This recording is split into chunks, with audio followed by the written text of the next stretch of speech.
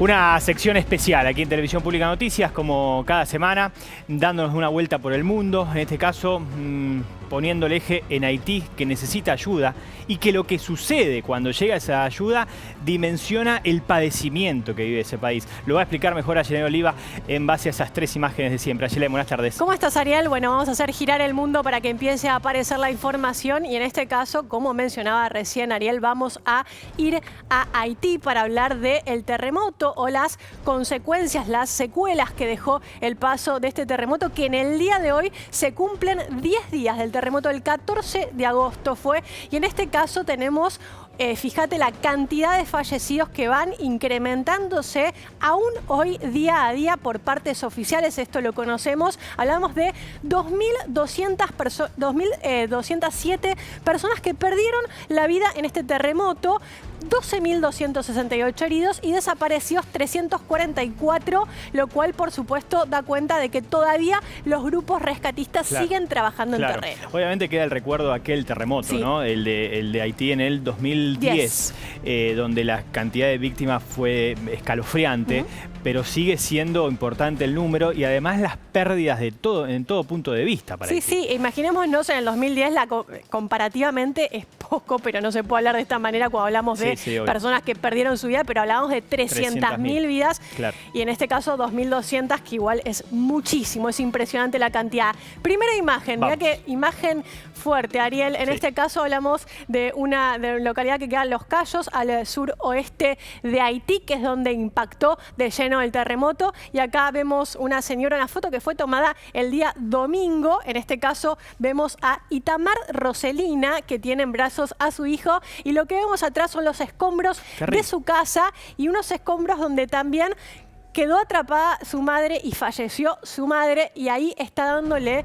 de amamantar a su hijo, que también lo vemos que está herido, ¿no? Sí, seguramente. Impresionante. Bueno, hace creer que herido a partir del terremoto. Es una imagen, esto es fotoperiodismo. Sí. Bueno, para nosotros es interesante en algún punto, claro, de ver, pero es escalofriante, es absolutamente preocupante. Aparte una sillita, todo, más nada, ¿no? Pero bueno, hablamos también... Está todo puesto en una imagen, ¿no? Sí, hablamos también de que hasta el momento tenemos 52.000 viviendas destruidas y otras 77.000 que sufrieron algún tipo de daños. Y ahí empieza también el tema de cómo impactan las catástrofes naturales de modo distinto, en el caso de que hablemos de sociedades que tienen infraestructura potente como para resistir este tipo de cosas, o aquellas que no.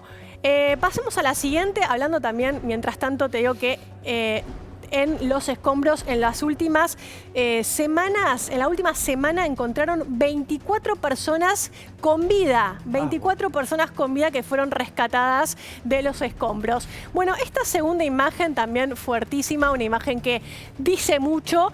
En este caso hablamos de otra de las localidades también golpeadas de Haití.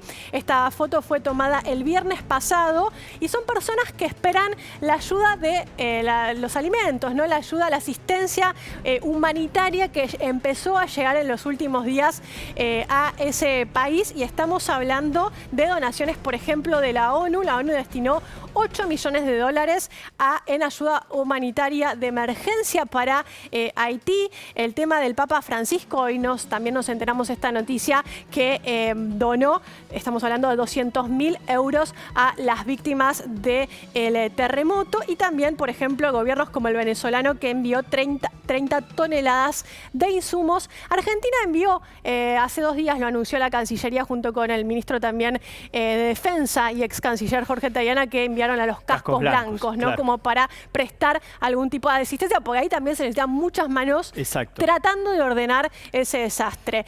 Hay una tercera imagen. Sí. Ya esto es fuerte, ¿no? Porque vemos a las señoras santas madres, y uno puede imaginar, viendo una imagen de la desesperación, uno puede imaginar que todas esas mujeres se habían acercado a llevarse algo que no pueden tener por sus propios medios. Un datito de color y no tanto sobre las donaciones, que al menos 4 camiones de donaciones fueron asaltados por bandas armadas y le quitaron todo eso que iba a ir a la sociedad, y esto implicó que el día domingo uno de los los líderes de los grupos de las bandas armadas en Haití, que sabemos que dominan y controlan el territorio, dijo que iba a llamar a pacificar el lugar para garantizar que lleguen las donaciones al lugar que tienen que llegar. Es terrible. Por eso decía, cuando arrancaba esta buena columna, como siempre, ayer decía, necesita ayuda Haití, y cuando recibe la ayuda suceden hechos que nos explican por qué necesita ayuda. La desesperación que tiene la gente en lo que puede entrar. Y la mala gestión, Ariel, también, porque hemos visto, y de hecho hay varios informes que dan cuenta de cómo las donaciones en el terremoto del 2010 no llegaron a las personas que tenían que llegar, y bueno, todo el mal manejo que hubo allí de la asistencia humanitaria.